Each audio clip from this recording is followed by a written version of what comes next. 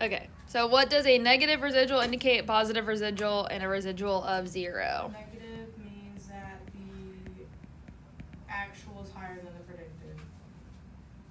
Lies, the other way around. The predicted is higher than the actual. I was trying to figure out which order they went. Then positive means that the predicted is less than the actual. And then if it's 0, then they're both the same. Yep. So negative is an overestimate, or that the predicted is bigger than the actual. Positive is an underestimate. The predicted value is too small or less than the actual.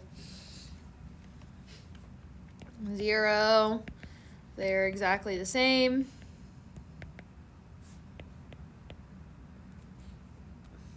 Predicted and actual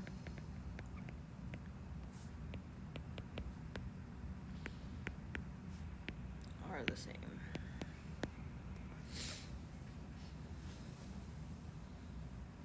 How many residuals does a set of data have?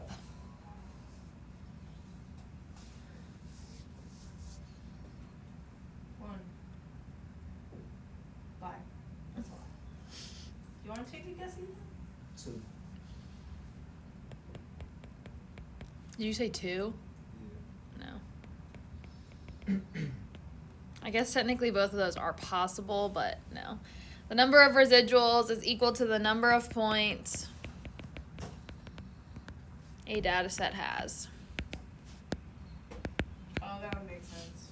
So the residual is the distance from the point into your line of best fit.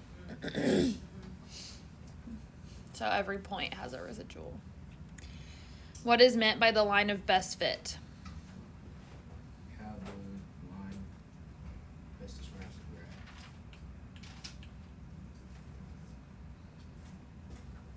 It's kind of like your, I don't want to say average, but like the line that's best fit. The line for which the sum of the squared residuals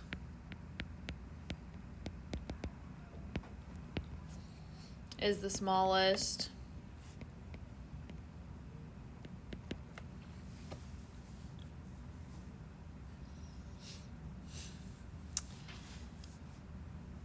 The line of best fit always passes through which point?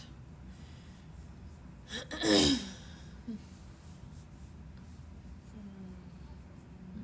don't know that we specifically talked about this or not, but it'll probably make sense once we say it. You're probably like, oh, that makes complete sense. The outlier.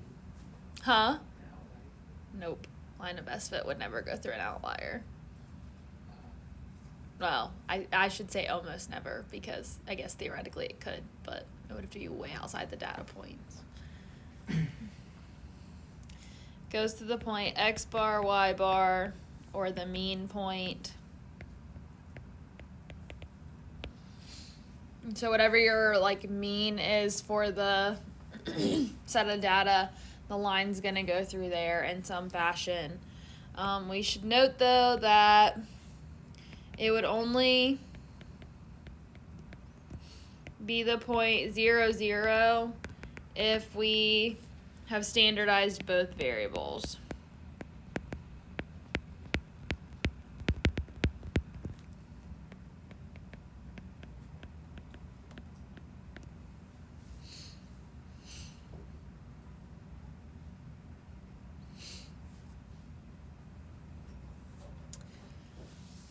The R-squared value shows how much of the variation in the response variable can be accounted for by the linear regression model.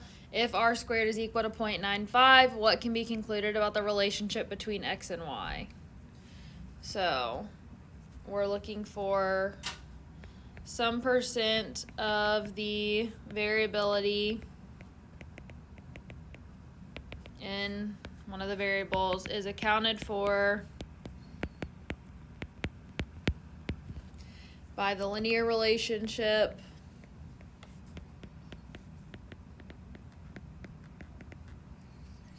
with some variable.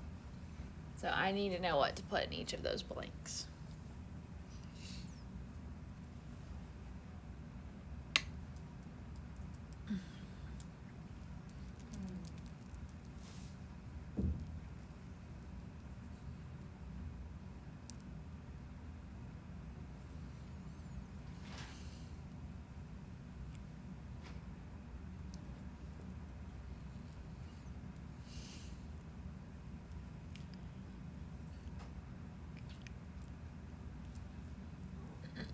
Well, the percent is just taking the square root of r squared.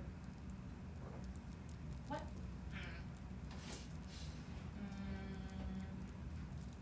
We're talking about variability. So do we what do we care about with variability?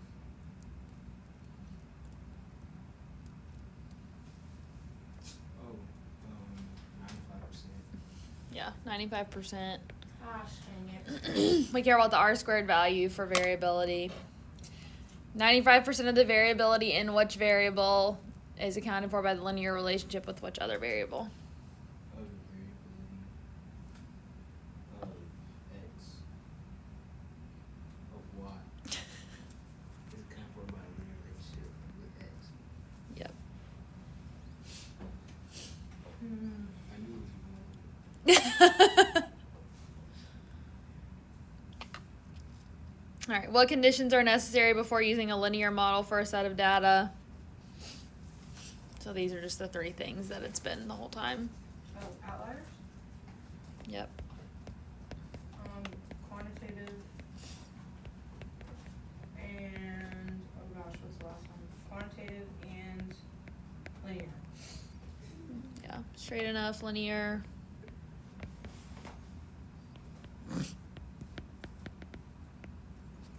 And you can just cross out 11. We're not doing that one.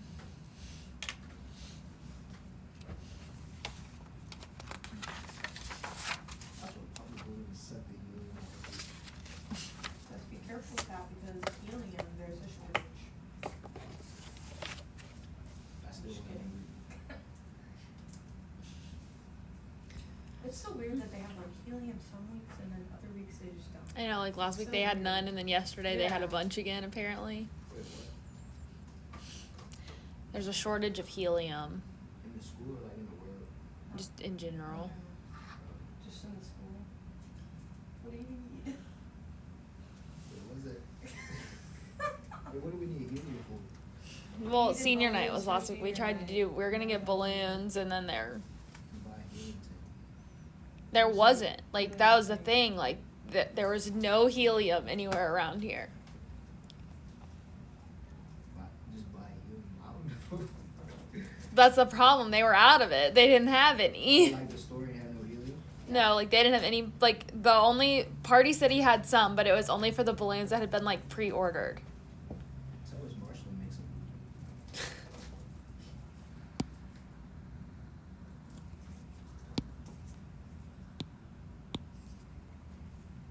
All right. What was the third point? Outliers. All right. Just because I don't want to forget to do this, a regression line. Oops. There.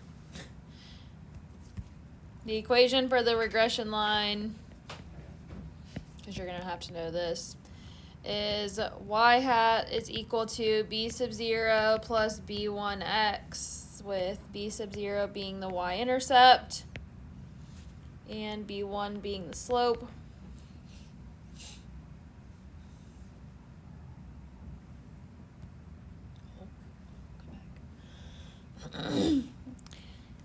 So, if a least squares regression line fits the data well, what characteristics should the residual plot exhibit? I'm probably not really going to do the example.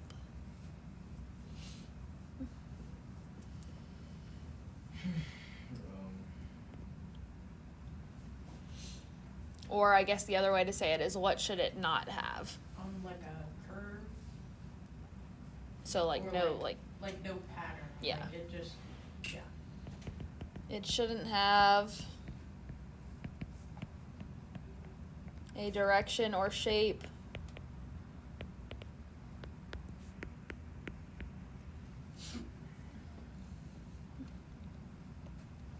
and what else? What should it have?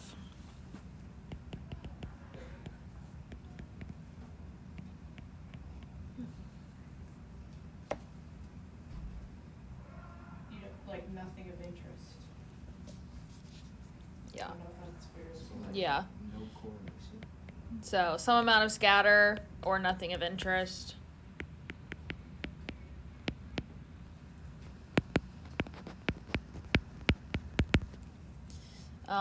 No outliers.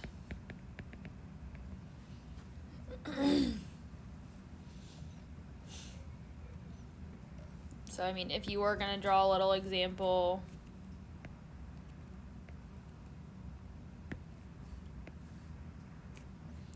you've got, you know,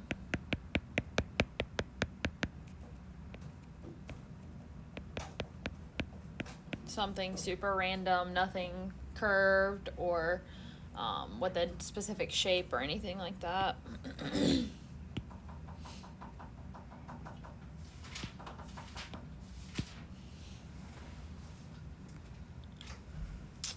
If a histogram of residuals appears to be bimodal or multimodal, what might you conclude or at least investigate about the data?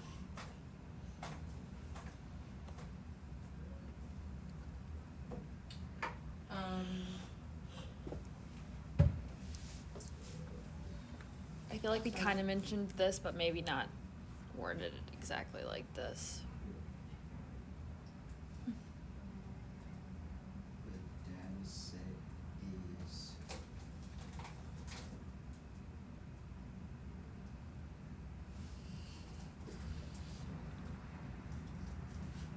So if it's multimodal, bimodal, whatever, we can say that the groups might be different. Like we might be working with like almost two different sets of data. So we may need to analyze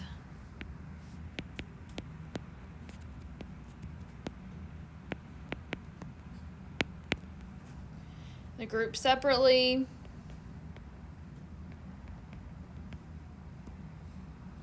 Or use a different model.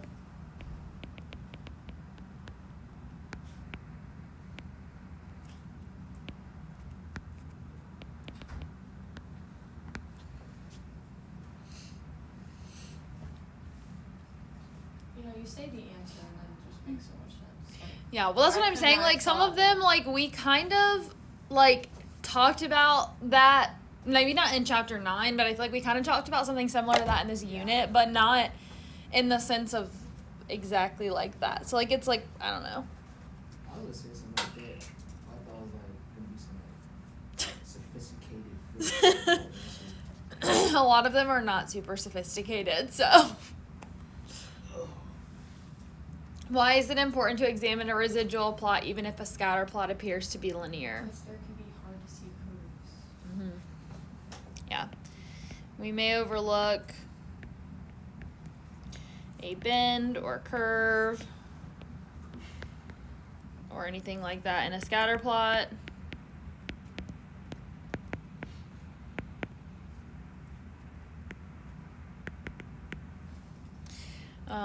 Residuals often reveal patterns that are easy to miss.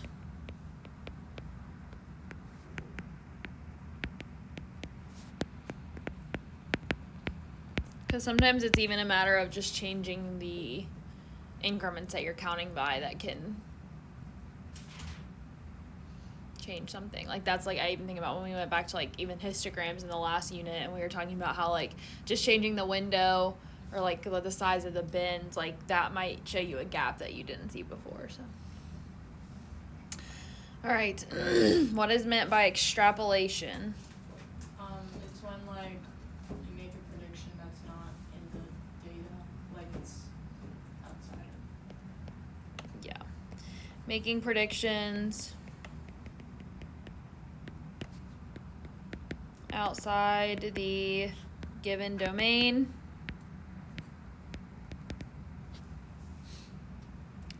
Why is extrapolation dangerous? So you're like almost guessing on something that could be like not reliable. Yeah. Since it's outside the data.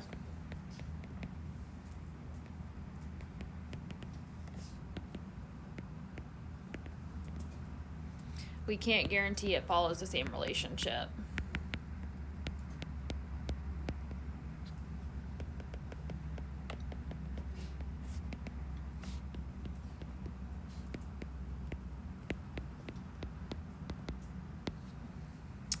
And how is interpolation different than extrapolation? Interpolation is like is inside the data. Where Yeah. Extrapolation is. It's making interpretations or predictions inside the domain or the data.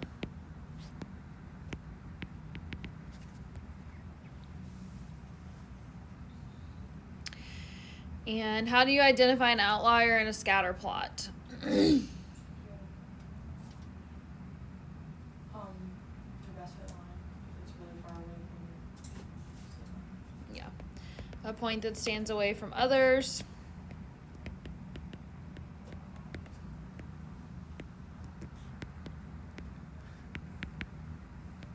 Okay, so like has a high residual.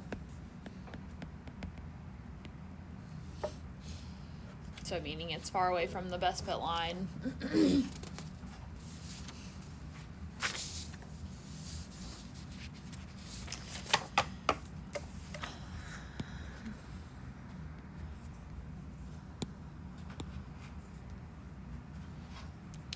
All right, what is meant by a point that has high leverage? Point that's far away from the best fit. I think. It's far away from the mean. It's like an X value that's far away. Yeah. A point's X value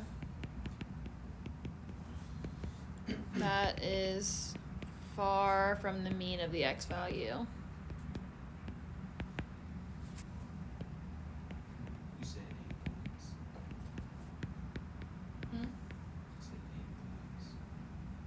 8 points. 8 point. 8 point. Oh. That's 8 point, right? No. Yeah, we corrected a mistake. Yeah, not a spelling error. Yeah, I corrected this earlier on Friday. She didn't give us.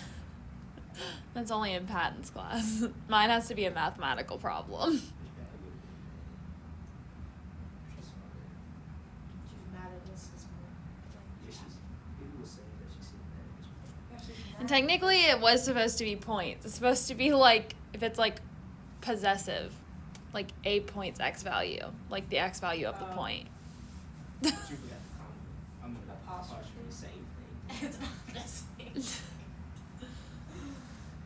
Yeah, she was mad at us this morning because apparently somebody told her that she needed to move our reading to Tuesday instead of Monday. So we were supposed to discuss today. She was like, somebody begged me to have you guys read today. Yeah, I heard it was somebody on the I was track like, team "You and did it." She literally did it herself. Like, she made a mistake and accidentally put the due date as Tuesday instead of Monday. We're like, Miss Patton, why are you mad at us? Like, we didn't do anything. Like, oh my gosh. And so then she was mad at us for the whole day. It's fine. Okay. That's why I don't like English teachers. explain the difference between an outlier and an influential point and a scatter point. Scatter plot. Oh my gosh. Outlier. But do they both affect the slope?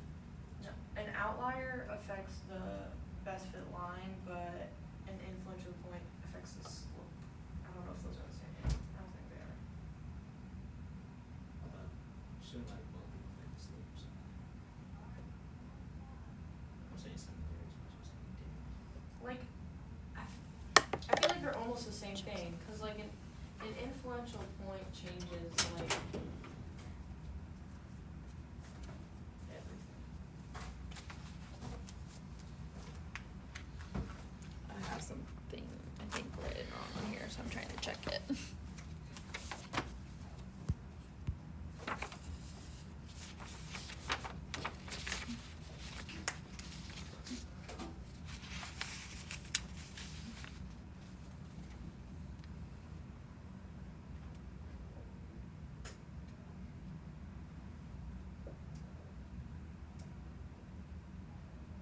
Okay. I guess not. I guess I do have it right. Okay. So, a point is influential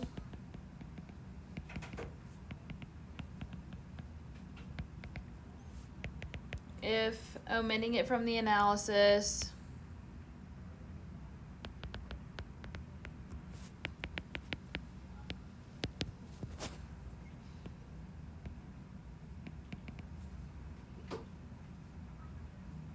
gives a very different model.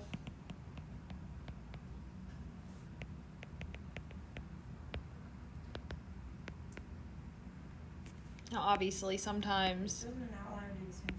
I was gonna say, technically, that's why I was just looking, because I was like, anyways, I thought that was supposed to say outlier, but it. The other paper that I have says that it's supposed to be influential, but. Oh gosh dang it. I wrote the wrong question over the wrong thing. Yeah. We were so distracted by the S on the end of points.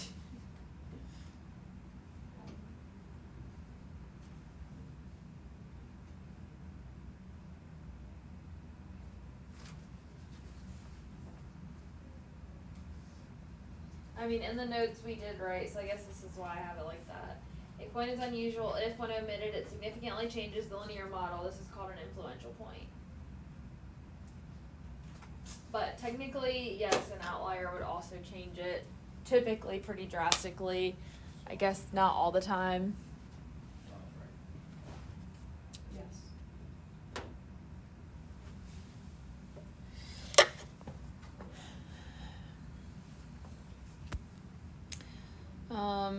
An influential point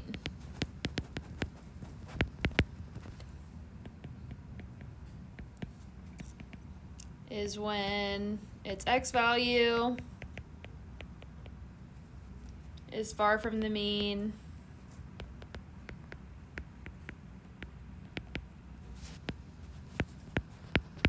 of the x value, where an outlier is based on the y value.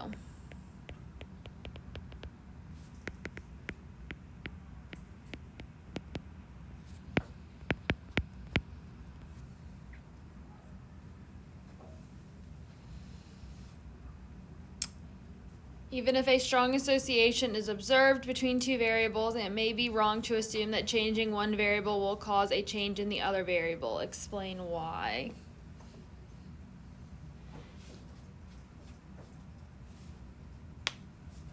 Strong association is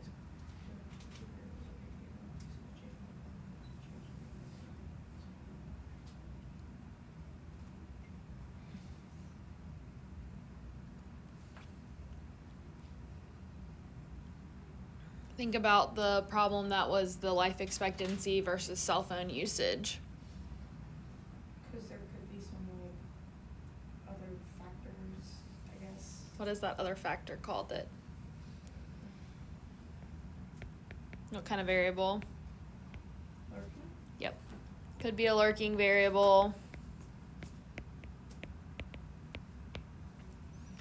Affecting variables that are present.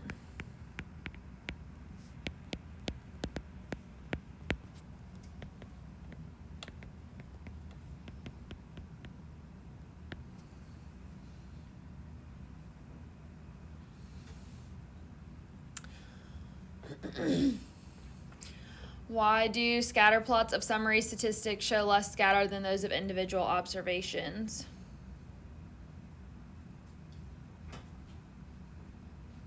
So, summary.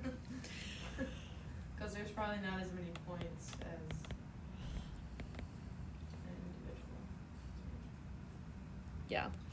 Both the summary statistics themselves vary less.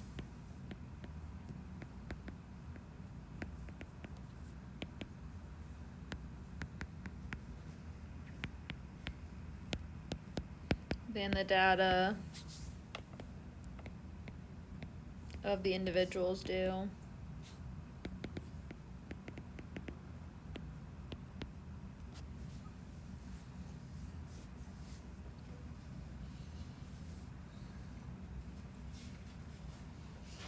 So chapter 10, obviously this is the stuff that's kind of new, so I'm not really going to expect you to know this stuff, obviously. Haven't really done anything yet. But, so that way I'm going to tell you, and then we'll highlight, at least from chapter 10, what you, like, really truly need to know for the test. Anyways. What is meant by re-expressing data? It's applying a function to the data.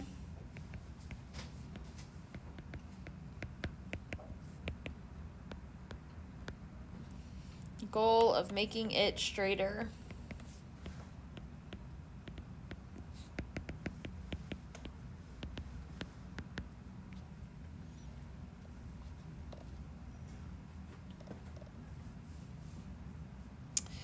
One of the goals of re-expressing data is to make the distribution appear more symmetric. Why is this advantageous?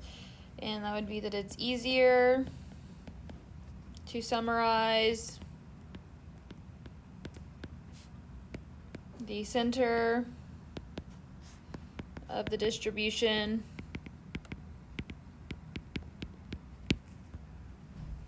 when it's symmetric.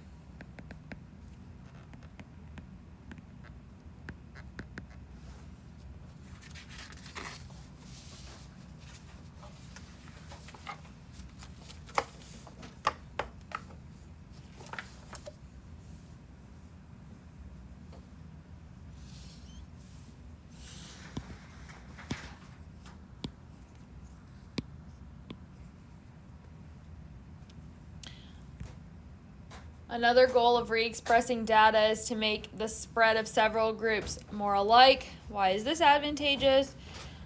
Groups that share a common spread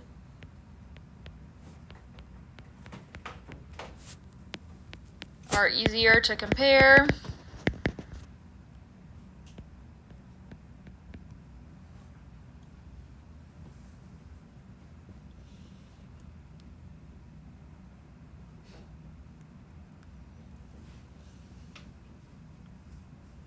We can draw conclusions easier if we have them like that. Why is it advantageous to make the form of a scatter plot more nearly linear? Obviously, it makes the scatter plot easier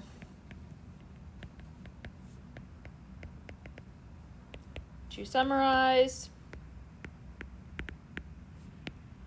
and makes it possible to fit a linear model to the data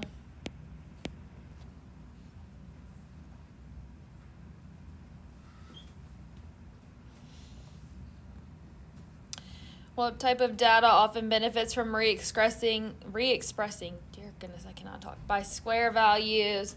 And that would be one that is unimodal, skewed left.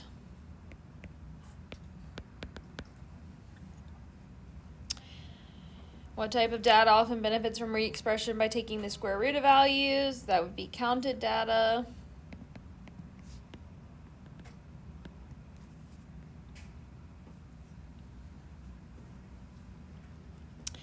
What type of data often benefits from re-expression by taking the logarithm of values? Would be data that can't be negative.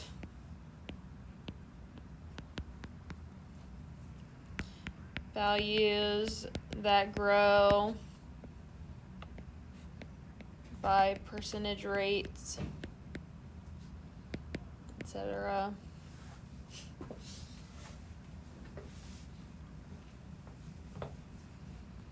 And they would tell you, when in doubt, start here.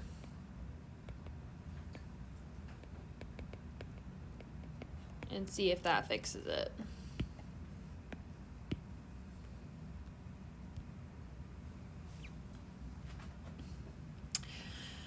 What type of data often benefits from re-expression by taking the reciprocal of values? That would be data that uses measurements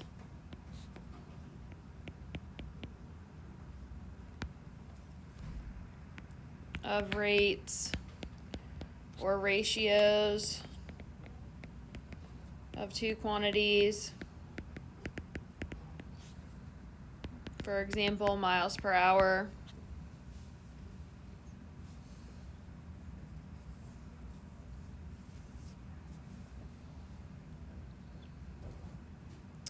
If your data contains 0, what must you do before re-expressing using logarithms or reciprocals? Because obviously we couldn't have 0, and we would need to try adding a small constant to all values beforehand.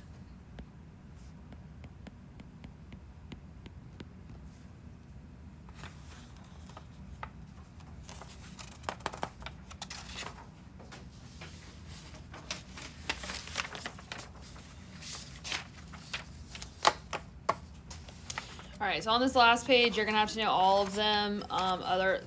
You didn't need anything on the page that we just did other than to just kind of know, like, if a question's asked, like, regarding it, you might need it, but not, like, specific.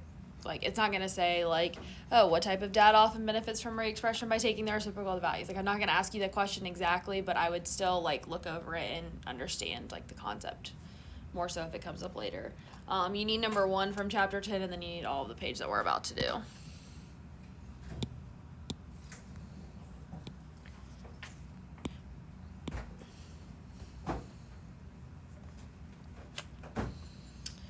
All right, I'm going to see if when I ask for, like, the name of this one, if you can tell me what you think it would be. If a scatter plot of the x values versus the logarithm of y values appears to be linear, what type of relationship is there between the original x and y values? So, do you know what the opposite of a logarithmic or a logarithm is? Oh, I forgot this one. The opposite of a log. Like when we did the L and something else to convert logs to something, or the other thing to a log. It's on the tip of my tongue. I forgot. Wait, can I look at my calculator really quick? It's LN, right? Yeah. Well, yeah, or a log in general, just log. Oh, exponent. Yeah. Exponential. So this one is an exponential.